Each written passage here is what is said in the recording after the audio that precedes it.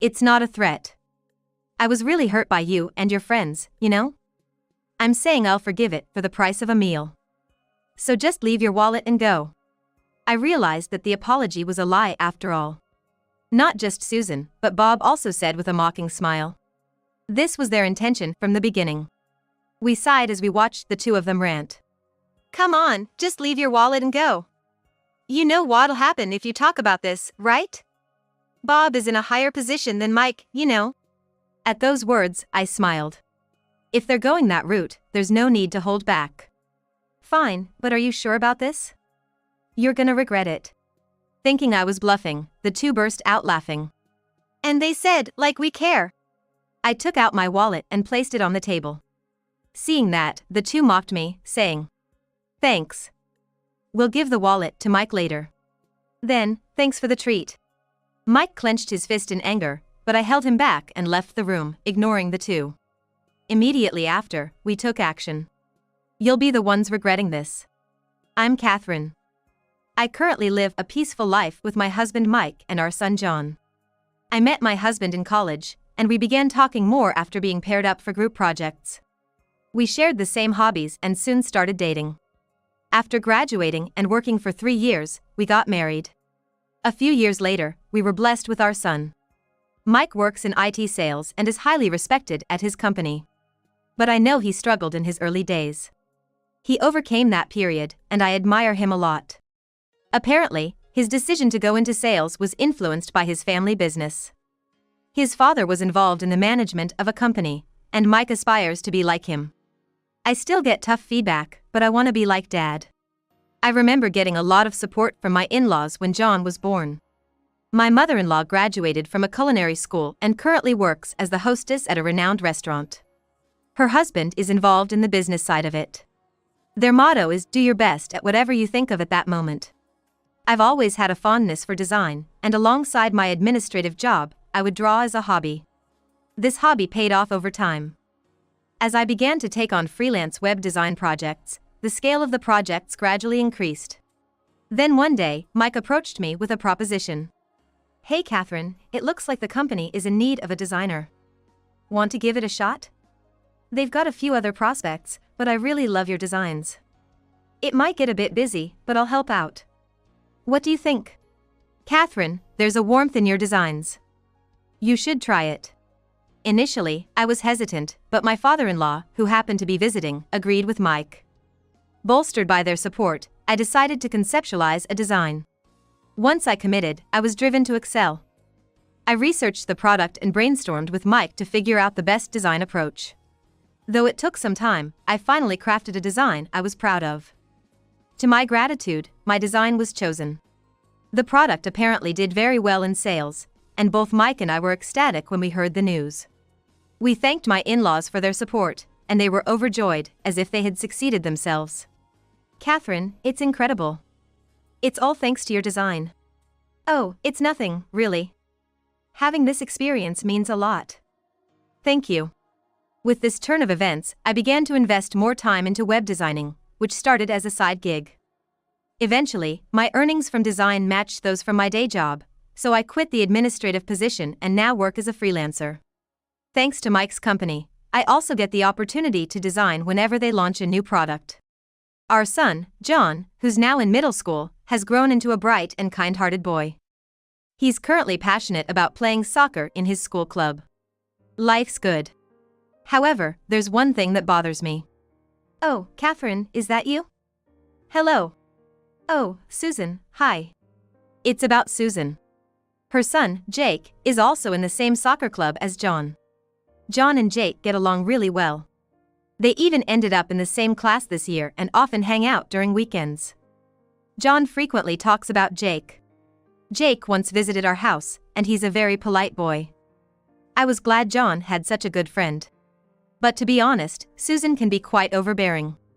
I first met her during the school's open house. It was clear to me from the start that she was Jake's mother. Jake, you are definitely Mama's pride and joy. Mom, stop, it's embarrassing. It's fine. The class ended, and during the break, parents started conversing with the students. That's when Susan exclaimed loudly. Jake turned red and shook his head dismissively. I remember thinking at that moment what a loving mother she seemed to be, but that wasn't the reality. Really, Jake is by far the best. The others seemed to be just playing around during their presentation. The classroom grew momentarily silent at her words. Jake frowned slightly and retorted, "Didn't I tell you to stop it?" Everyone took their presentations seriously. I couldn't help but stare at her, wondering if her comment was really appropriate. Eventually, the parents had to leave for another meeting, so they began to exit the classroom. Mom. John, you did well in your presentation. You have club activities today, right? Yeah. Do your best. I'm gonna make your favorite hamburger steak for dinner. Really? Awesome. Right before leaving the classroom, John cheerfully spoke with his mother. Surrounding kids told him, "Lucky you, getting hamburger steak." I felt relieved seeing him being able to handle the situation smoothly. The parent-teacher meeting was open seating, and we were told we could sit anywhere. I chose a seat towards the corner. That's when Susan approached and started talking to me. "Aren't you John's mother?" "Huh?" I was taken aback by the sudden conversation, but she ignored my surprise and plopped down beside me. "I wanted to meet you. I'm Susan." Even though I felt cornered, I listened to her. But how did she know I was John's mother when we hadn't met before? Noticing my confusion, she continued.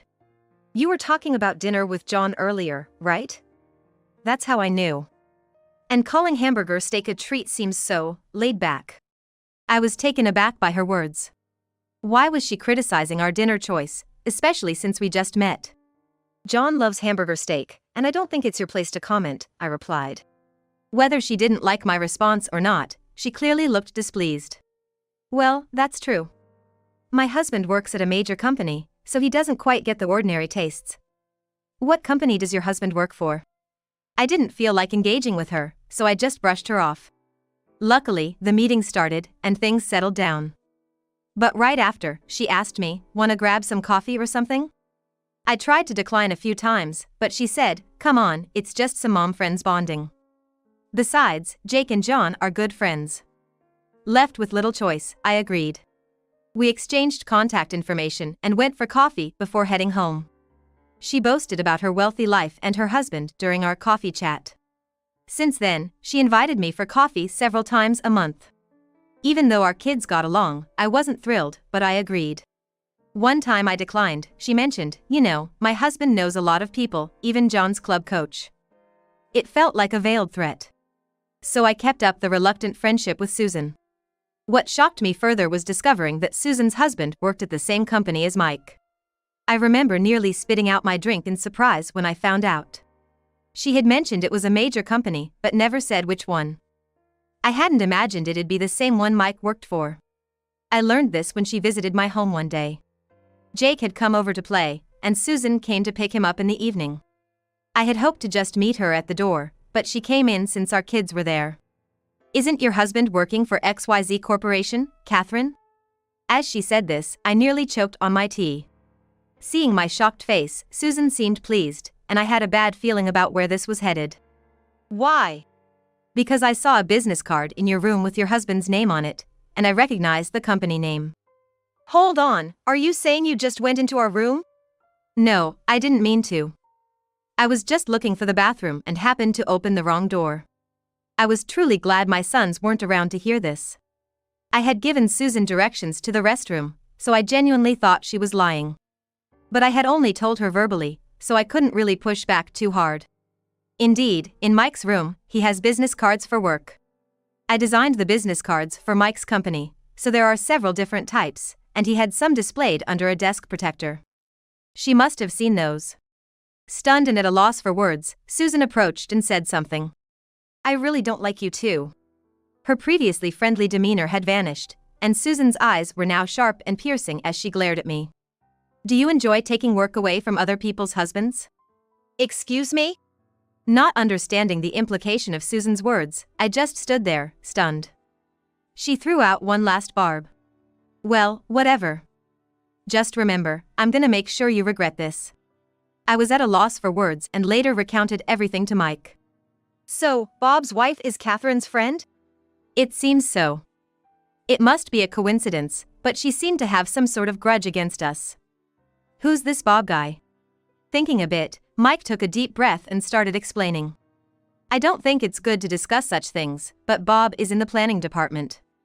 He's quite assertive and, from what Mike explained, the product planning department shares its products with the sales team to generate revenue. Bob, who's considered a top player in the product planning department, not only holds a significant position but is also well known for a particular trait. That trait seems to be his strong belief in meritocracy, or in other words, a lot depends on whether Bob is passionate about something or not. He's quite the meritocrat. Some people even say it's like heaven or hell working with him. I see. But I still don't understand why Susan hates us so much. Yeah, I'm not sure either. I don't have a deep relationship with Bob. Sorry for getting you involved in this mess. It's fine, but what about John and Jake? It's not good for the kids to be so close and their parents to be like this. Yeah, I'll try to find out more about it. Thanks. A few days after our conversation, Susan reached out. Feeling anxious, I answered her call, and she sounded much more apologetic than usual. I'm so sorry about the other day, I was just stressed about my husband's work not going well. I decided to hear her out as she sounded different. She apologized and hoped that we could get along since we have husbands working at the same company. So, how about we all go out for dinner? Considering her previous behavior, I was hesitant, but thinking of our kids' friendship, I decided to give her the benefit of the doubt. That's fine. Thank you. I'll arrange the place, and I'll let you know the details later. She sounded pleased as she ended the call. The day arrived, and we headed to the restaurant Susan had chosen. It was a fancy place, renowned for its seafood. However, even after a while, there was no sign of Susan and her husband. I tried calling her. When I mentioned my name to the receptionist, the staff member looked concerned. I'm sorry, but the reservation is only for 2 people. What? Mike and I were puzzled. What was going on? Asking the staff member to wait, I immediately called Susan. Hello Susan? So, the restaurant just told me the reservation is for 2 people. She laughed and told us to wait a moment. Soon, Susan and a man emerged. Seeing the man, Mike said, Bob, good to see you. It was then that I realized the man was Bob. Grinning widely, Susan and Bob looked at us. I had a bad feeling. I'm sorry, I made a mistake with the reservation. Susan's nonchalance bothered me. Then she said something even more shocking. Well, mistakes happen. But let's not waste the food, right? What are you getting at? Look, Mike, I'm soon gonna be the head of the planning department. You're doing well in sales, but you're still a newbie. If you don't want things to go sour, you might want to listen to what I have to say. Are you threatening us? It's not a threat. Catherine, and you have hurt me deeply. I'm offering you a way to make amends. Just leave your wallet and go. I realized that the apology was indeed a lie after all. This was their intention from the beginning. We sighed as we watched the 2 of them arguing. Look, just leave your wallet and get out. By the way, you do know what will happen if you tell anyone about this, right? Bob's higher up than Mike, after all. At that, I couldn't help but smile. If they're playing it that way, there's no need to hold back anymore. All right, but are you guys sure about this? You're gonna regret it. Maybe they thought I was bluffing, but the 2 burst into laughter. Then they blurted out, like we care. I took out my wallet and placed it on the table. Seeing that, the 2 jeered at me. We'll give Mike his wallet back later. Thanks for the treat then. Mike looked furious, clenching his fists, but I calmed him down. Ignoring the 2, I left the room. We quickly took action.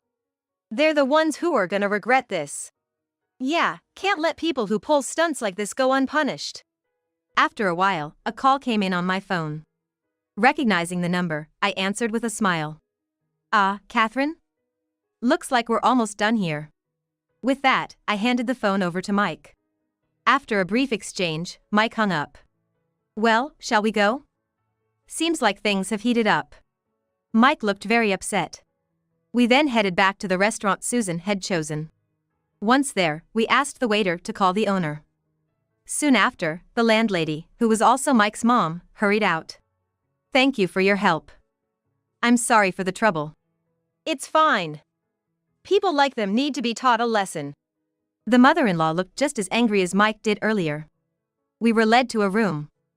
As we slid the door open slightly, a tense atmosphere was evident. Inside were Susan, Bob, and some senior officials from Mike's company, including his father-in-law. Now, why had it come to this? It's simple. The restaurant Susan chose happened to be the one run by Mike's mom. We realized it as soon as Susan told us to meet there. It was a coincidence, but since we were going there anyway, Mike decided to call his mom.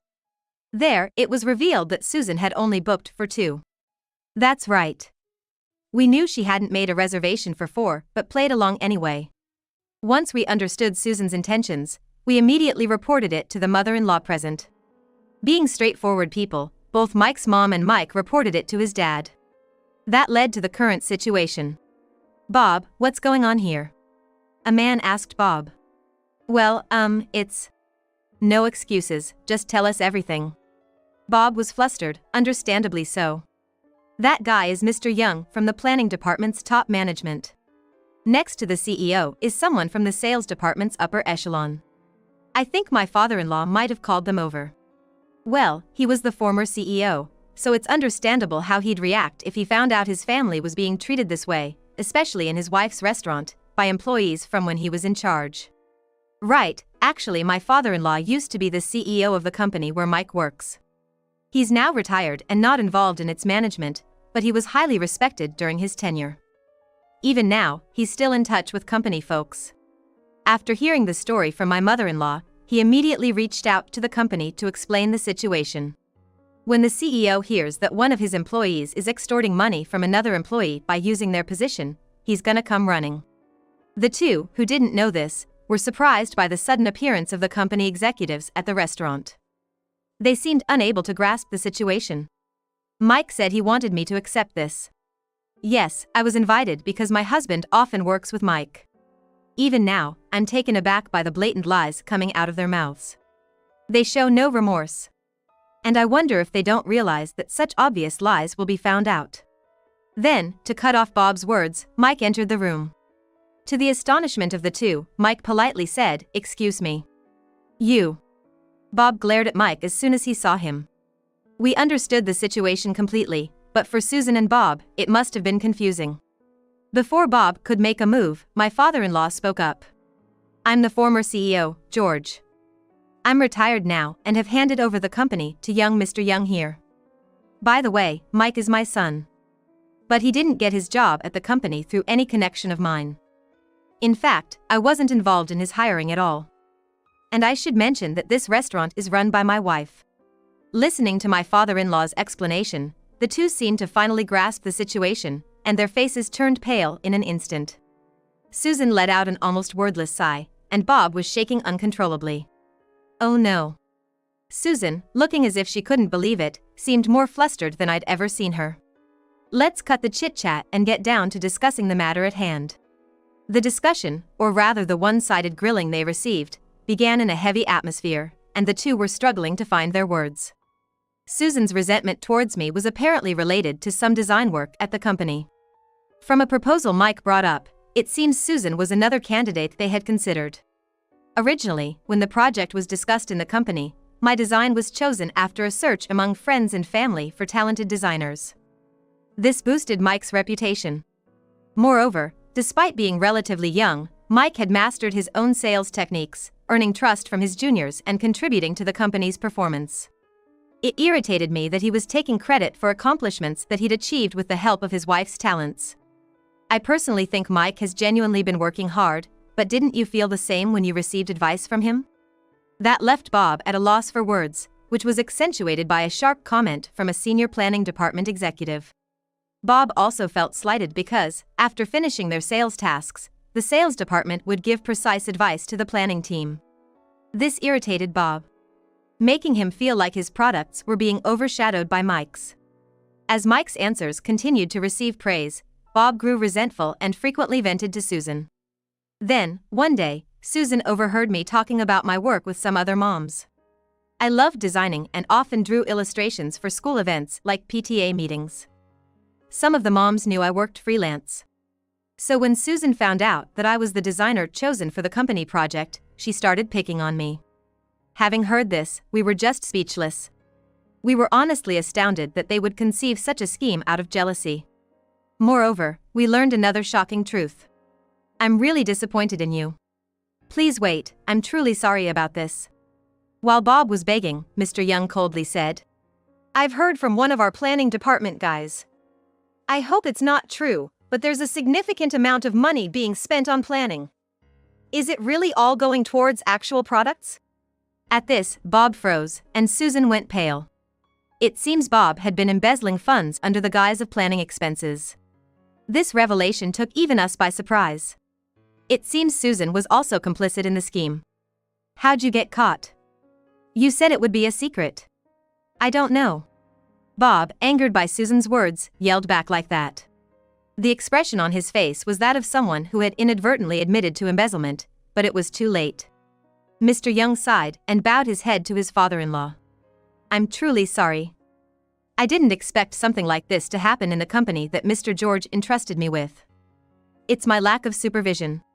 No, it's not you, Mr. Young, or the senior staff of sales and marketing. It's this couple who can't do anything but play dirty tricks. You both are gonna pay for this. Hold on, she's the one to blame. Excuse me? Weren't you the one who said we could embezzle money? Hey, we're in a store, keep it down. Shut up. If you hadn't interfered. How dare you act all high and mighty when you're the son? Well, if the husband is like this, so is the wife. In the end, Mr. Young handed the arguing couple over to the police. It was only natural since they had embezzled money. It caused quite a scene and was a hassle for the store, but the mother-in-law handled it with a dignified attitude, and the situation was quickly under control. I heard from Mike that Bob got fired from the company and was apparently sued for damages by the company. They dealt with him pretty strictly, probably because it involved the company's products. Jake was taken in by Susan's parents for a while. After the incident, Susan's parents came over to apologize. From what I heard then, the couple is living quietly in isolation, possibly as a form of penance. I couldn't help but wonder how they ended up like this when I saw how sincere Susan's parents seemed. I was worried about Jake, but the company made sure that no word of the incident got out, so thankfully, no rumors spread at school, and Jake was fine. It's unfortunate what happened to Jake. I talked to John the other day, and Jake seems to be doing fine at school. He's a good kid, and everyone trusts him. Instead of being down about his parents, he seems more angry at them. That's good to hear. I haven't seen Susan and Bob since that incident. Jake, however, still hangs out with John and even comes over to our place from time to time. Watching the two of them play so happily, I hope they never end up like us. By a stroke of luck, we were saved this time, but I truly believe that our daily actions attract the people and opportunities in our lives. I want to cherish my relationships with others more than ever.